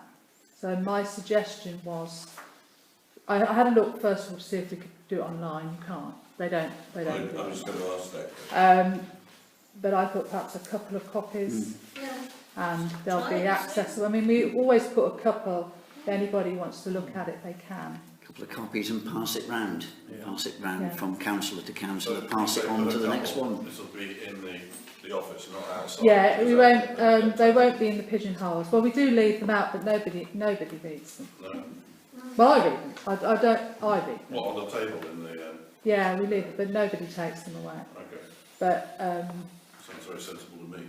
I just thought it's probably quite a lot of money. It's very boring, really. So really, we're looking for approving the expenditure of 2 then. Well, yeah, so, I mean, And then or pass it even round. 1, I mean, we don't even have to have 2, we just have 1 and it's £17, but... Well, let's have 2, Yes. because Emma can read one and the other one can be put out in there. Yeah. I can bring it to the meeting. Do I have a proposer for that then? Councillor Peel, are you going to 2. propose it? Yeah. For 2. Seconder. I'll second it. Councillor Glenn, those in favour? Job done. Right. We now come on 1786 planning matters to receive the minutes from the planning committee meeting held on the 1st of August. Now, I'm conscious of the time. Yes. These are in the pack, people have Yes. had an opportunity to read them. If there are any questions, I'll take a question, but otherwise let's just move on. Okay. Are there any questions? Very good idea, Councillor. The next item, 1786-02, to receive the minutes from the planning committee meeting held on the 5th of September. Same thing, presumably. Gentleman to my right. Right. We come on to 1787 neighbourhood plan, 1787-01, to receive an update on the neighbourhood plan and to report on the proposals for the way forward. We've engaged a new neighbourhood plan consultant. He's had a good look at everything. He's come back and told us what's missing in a report which has been circulated to councillors and to those of the former working party and anybody who's had a hand in neighbourhood plan in the past. And we're now in the process of trying to find the missing pieces, as it were. I've sent out a report suggesting who might have what, who might know about what, to fill in the blanks, and I'm asking people if they can get in touch and let us have that information. Can I remind Councillor Chappell again of some information that you showed me 2 weeks ago? You've not had that? No. Ah. So much for delegating it to somebody in the office. If you could chase that. Scanned over to you on Yeah, because both the professionals would like to make use of that information. It's one bit of it is extremely valuable. Yes. Probably more than one bit. We'll try and find out why it didn't get scanned over. Right. So that is it. We've got to press on. We need the comms and marketing group to be looking at marketing the neighbourhood plan, because the next thing we need to be doing is looking at the public consultation bit. Mike Hayburn, the consultant, is thinking that it's a bit ambitious to begin on the 1st of October, as we've still got to get together and sort out the design statement. And we've still got to get these answers back from various people. The clerk has suggested to me this week that we've got the town, the Queen Victoria Hall booked for the 19th, which is a Thursday of October. So probably starting mid-October. We're not going to have a lot of slippage, because if we start a couple of weeks later with the public participation, we can get some events in before then, before the official participation begins, so we can get more public activity, and we can extend back the period closer to Christmas. We were going to have a dead period over Christmas because nothing is going to happen, nothing is going to be submitted over Christmas to ENC, and they're unlikely to have a chance to look at it until into the new year. So I think there'll be nothing lost there. If we look at doing updates to the plan as a result of public participation and public comment towards back end of November, early December, we can still get the thing to ENC for January, and it will still be on schedule and nothing else should slip. If everybody else is happy with that, but we do need to get comms and marketing together very quickly and decide how we're going to promote these various events. So we need to get some meeting. Councillor Chappell. I'm just alarmed by some of the things I've seen in that report, because he's asking for information which is not reinventing the wheel, because somewhere along the line, stuff that clearly he should have seen doesn't look as if he's seen, because an awful lot of this work has been done and frankly redone. Talking about, you know, evidence-based for the Yes. open space, well, for a very large time, a large chunk of it sat in my house. It was all handed over.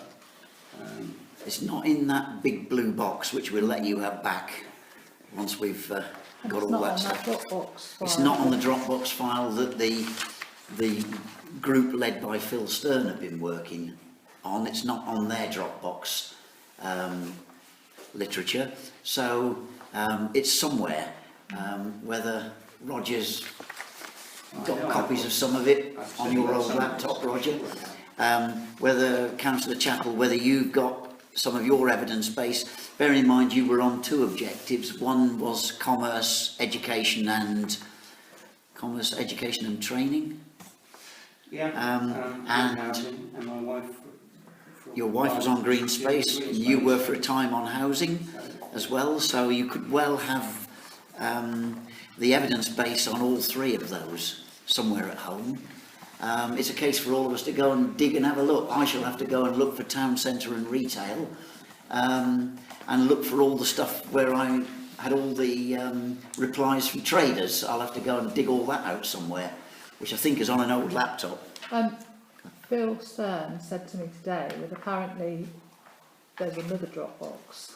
Right. And so he suggested I try and get hold of Mark Benz and he may be able to help with that one. Right. Well, that may explain a lot. Yeah, He's only seen half of the material. that may be where it's all gone. Okay. It may be people have been talking about the wrong Dropbox. But we need to pull this together. We need to crack on, do it urgently now. Otherwise, we're going to have slippage of the plan. And we really don't want that. We don't want to go back to the town and tell them there's going to be some more delays on neighbourhood plan. Because I don't think that will wash, quite frankly. So if everybody can make a big effort to go and look for whatever they've got. I'll take a question from Roger Sturman. Thank you, Mr. Miller. Where do you believe the town thinks we are on the neighbourhood plan?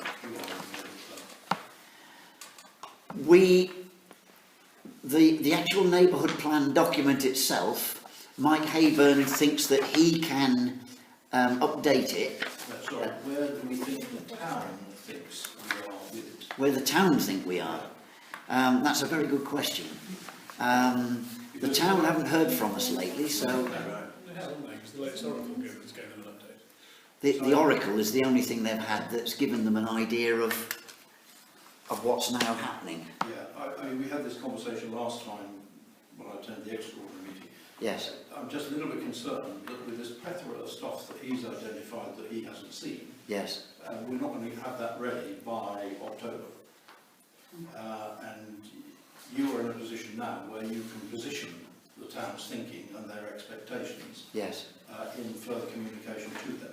Yes. So, you know, they won't necessarily recognise it as slippage, but they'll recognise it as progress. Yes. Hopefully.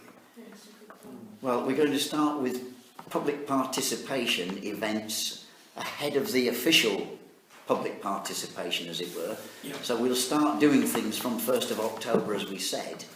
The official participation bit can slip back a couple of weeks. I'm hoping that's going to give us time to find these bits and give them all to Mike and for him to slot everything together. There are things in the plan, like some of the appendices, Phil Stern has been working on with ENC, so it's a case of Phil, I think, chasing ENC. Perhaps Councillor Vowles can chase those as well. I'm keeping right out of it. Yes, I understand, yes. Because I'm on planning policy. Yes, It will that's be correct. the Planning policy committee who approves or otherwise the plan when it's submitted to ENC. Right. So it's not appropriate that I get involved in a ban until Right. it becomes formally You're to absolutely correct. Yes. I must admit, Mr. Mayor, I can't understand how, having had a conversation with yourself, with Emma, and with everybody else on the committee on the neighbourhood plan, how all of a sudden all this other extra work is still missing. I thought we'd actually gone through it all and it was all there. Obviously, you didn't know about this other Dropbox, which does now, but you know, it's amazing that so much is still missing. We were told originally everything was in a big blue box, and we waited a long, long while for a big blue box. and I know we've came. gone through that before. Yeah, and having got that, Emma went through and said it isn't here. And we were then told it was on a Dropbox account. We got a link to the Dropbox account and we started going through, and Emma then discovered But I haven't got the full. there's stuff there, but we haven't got the links to a lot of the information that we urgently require. So the drafts that we've done already are still, and the people that we've paid for must have known that those parts weren't there, and we've paid these fees to people with them not being able to tell us that some of the pieces were not there. I think they put together a document, the consultant put together a document working with the working group, with what they had. It was when it went to NPEERS, which was an independent inspection, to tell us what will happen when it goes for proper inspection, official inspection.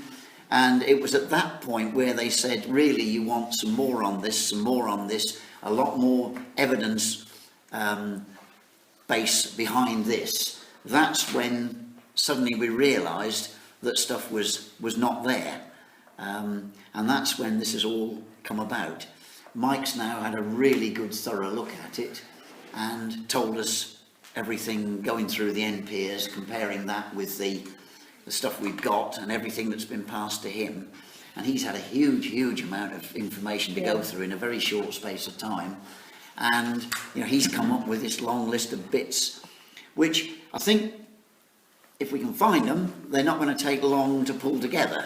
No, I appreciate what you're saying. As long as we haven't got to start from scratch and reproduce them all. I'm just saying, you know, that we've had a consultant who's charged us a nice hefty fee. Yes. And missed off half the things he should have actually reported on. Well, I think he's put them in the report, but it's the evidence behind how we've got to where our report is. Right. And So how did he get is that report done if he didn't have the evidence? working with the working group. Well, my understanding is that he had access to all the material on Dropbox, and I suspect that literally does mean all the He probably material on did. Dropbox, and I suspect he did see all of it.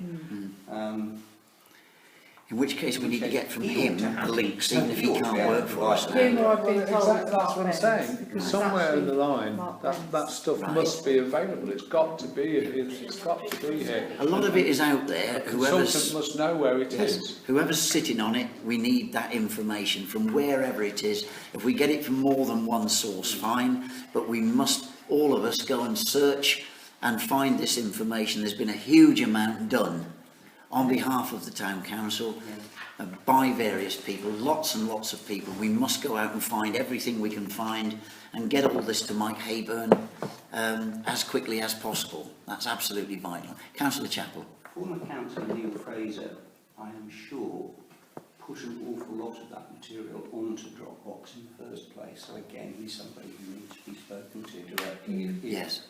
If going to James Wilson doesn't unlock the key, which I hope it will. Yeah. If you've got links to that Dropbox, can you have a look? And if you've, because you were working with that group as a councillor, but working in parallel with them, as it were. A lot of the stuff that went into Dropbox actually probably happened, I would have thought, after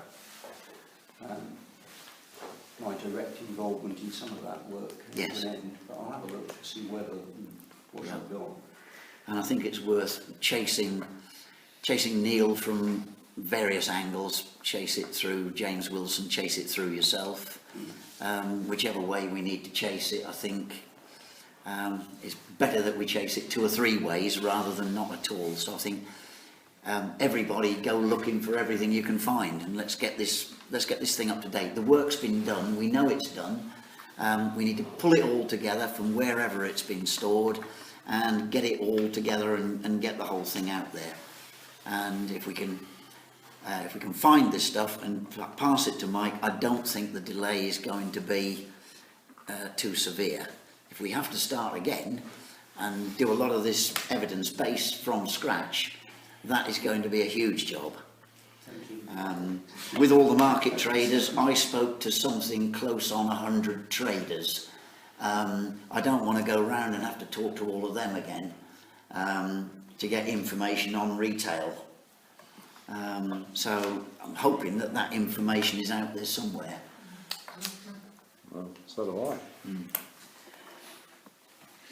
If we, is everybody happy with Roger? Can I just ask, so as far as the way forward is concerned, are we following your outstanding issues piece, which I have to say brings a deal more light than I agree with Councillor Chapel does to my paper piece. So, you know, we've got a way ahead. Yes. We're going to follow that. If we could, if everybody who's mentioned in there could, has got the time to work on that, work on the areas I've suggested. I think those are the people most likely to know where specific bits are. So if we can follow that through. And if we're having offline meetings, Yes. do we keep Emma engaged on when and where? I mean, there's no need for... Coordinate everything through Emma, although Emma's now going on I'm going to be away for it. till 2nd of August, October, so if you come back to me with it, and I'll coordinate. I was copied in on an email that Mark Benz, Neil Fraser, Mark Burton, and I don't know if you were on it as well, but I think he basically said, can we get together to sit down and find all the missing information. So I think between ourselves there's going to be a meeting. Just urge that we have those meetings here. Yes. Yes. Yes. Yes, and we need to get cracking with those.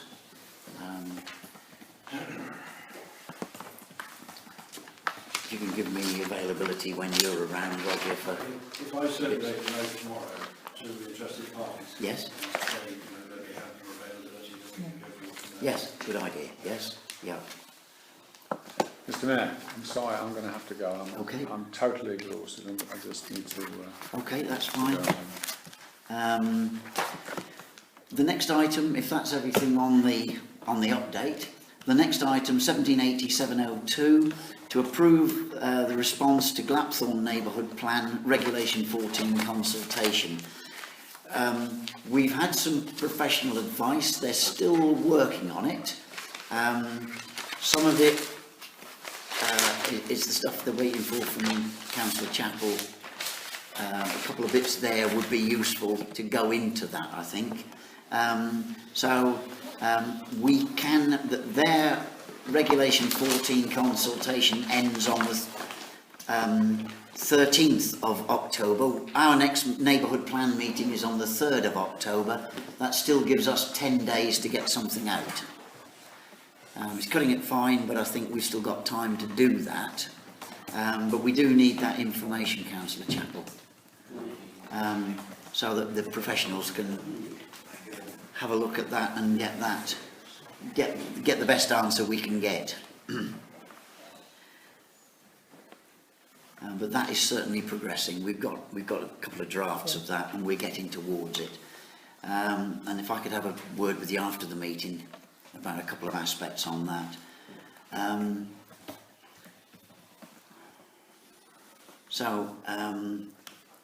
That's as far as we can take that Glapthorne neighbourhood plan tonight, I think. It will be agended for the 3rd.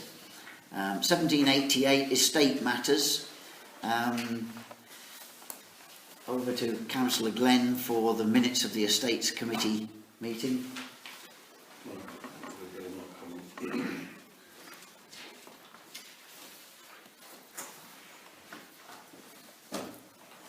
And we've got them in the pack unless there's anything you Well, I particularly... don't think there's anything in there. It was a lot of discussion about U-turns coming into the courthouse, which most of which has been resolved since then. This is some time ago. And the approving the repair bill for the lift of £1,180, Right. which I believe has been carried. Has it been carried out yet? I don't know, actually. So, and that was the main import of the meeting, with various other bits and pieces. But Right.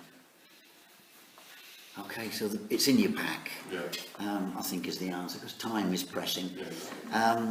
178802, I know we haven't got this to a stage where we can go to print yet, and I think Councillor Glenn is bringing it to estates, but I just wanted full council really to hear it, so everyone hears the work that you're doing on the marketing process. We've had one draft, early draft, the photograph's been done, apart from one, which I will mention in a minute, but and we've had one draft of both leaflets. Both Roy and I looked at it. It wasn't focused enough on corporate. It was too general about all the other things that went on there as well. So there is another draft being put together at the moment. Hopefully I'll be able to see that, maybe Roy will be able to see that before the end of the week and get a third draft, nearly a final draft for the estates meeting next week. Now, I did mention there's one picture which we weren't very happy with, which was of the Barnwell room, which just showed what went well. It's an empty table,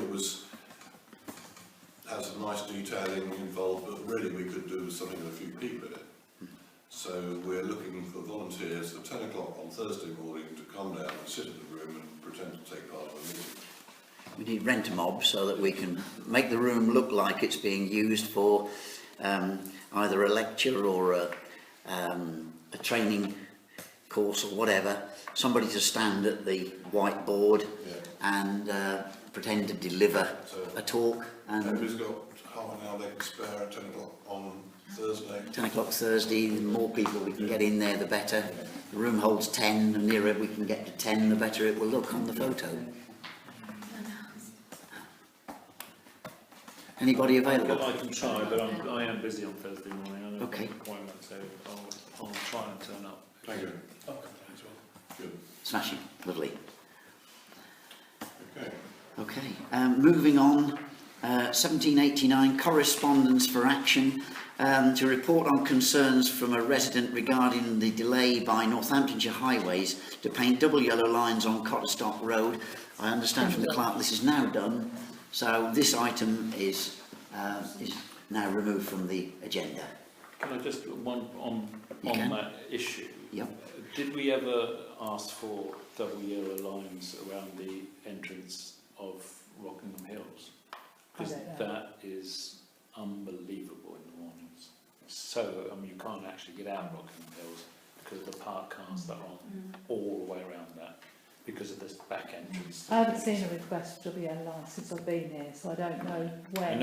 I know it's at some point it came up because there was an issue with the They do it about once a year. with the with the zebra crossing there as well, but there's people speeding into that zone, Right. which is perhaps something we need to talk about as another issue. But if I can just flag that up for a moment, if we're doing Cotterstock Road, then the bottom of Rockingham Hills needs to be done as well. Can you put that to Clark as a proposition for next full council? I know it's a month away from that's now, fine. it's 4 weeks As long as away, it's but flagged up at some point. yeah, and then we can get, We can find out if it's actually being mentioned. Because what they Yeah. tend to do is once a year they'll say, has anybody got any areas where you want WL lines? And then you can put proposals forward and then they'll look at them. Did you want to come in on that at all, or no? No, it's highways, county. Yeah, it's a county matter, I realise it. It's It's your patch as well as our patch. I just wondered if you There's also quite a lot of people. were nodding supportively. Lowered curbs as well. Mm. Yeah, that's another issue for county. We probably need to have a review of the county highways. Right. Oh boy. 1790, correspondence for information. East Northants North Joint Action Group newsletter, summer autumn 2017. It's in your pack. I think to save time, you've got all the information. The one thing to note in there, I think, is that it mentions the new sergeant for Andal in there, Yes. who is a useful contact with the police. So if I can just mention that, I think everything else is in the pack. It's all in the report. If I can leave you with reading that. Can I just mention something? Yes? The JAG, I go to these meetings, so you could also notify the JAG, the Joint Action Group, about concerns about things like yellow lines around the corners and things. Because the police do attend this meeting. And there's your representative. Yes, Sarah Barmer attends as well. Yeah. Yeah, so that would be another avenue to pursue the yellow lines. At this point, please note, and our last visitor disappears, please note that in view of the special and or confidential nature of the business about to be transacted, it is advisable in the public interest that the public be temporarily excluded, and they are instructed to withdraw our standing order 3C. The recorder's off? Not yet, because you proposed it. Got to propose it. I propose that we enter into a closed session. Do I have a seconder? Councillor Chappell. Those in favour?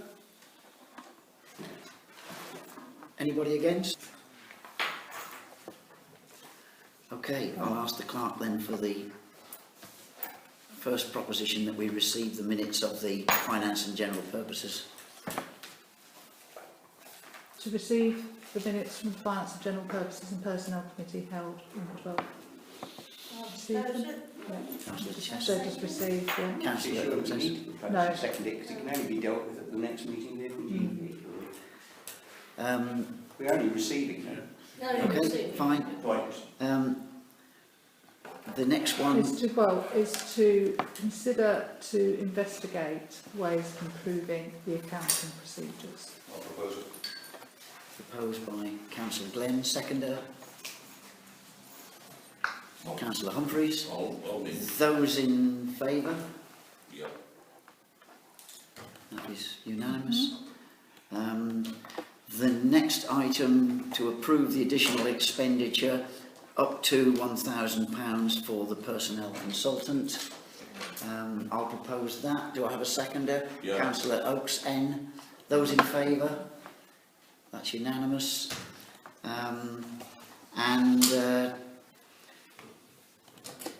The last one is to pursue, to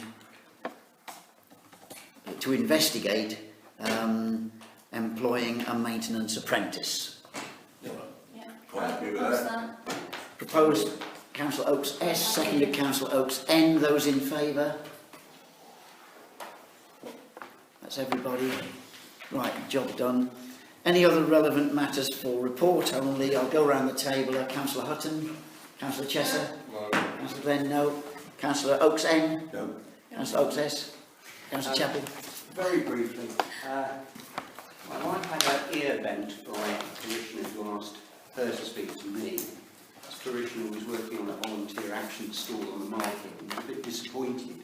There were two charity stalls on the market, both of them were selling cakes, and I thought we had a policy that we only ran one charity stall at a time on the market.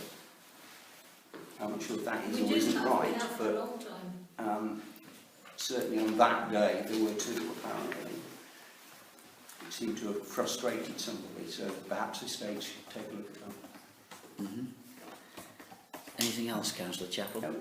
Councillor Humphreys? Just one thing about action on the speeding thing in town. What's actually happening? It seems the speed watch seems to have died completely, and I notice every day that and I make a point of actually going at 30 miles an hour along Gladthorne Road to hold up the traffic, because everyone wants to come down there at 60 miles an hour, Right. and it's insane.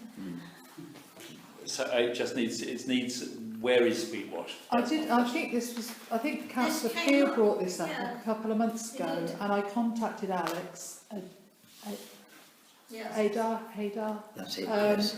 and he said that they were hoping to start it. I thought he said September then, but obviously we're nearly out of September. But they were waiting for their equipment. So it's still. Oh yes, it's all still there, and I just forwarded Alex's details to Peter because Peter wanted to be part of it. So yeah, it's still.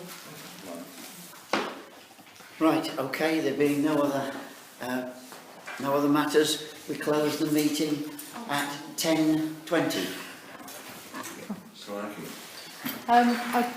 I've got some checks.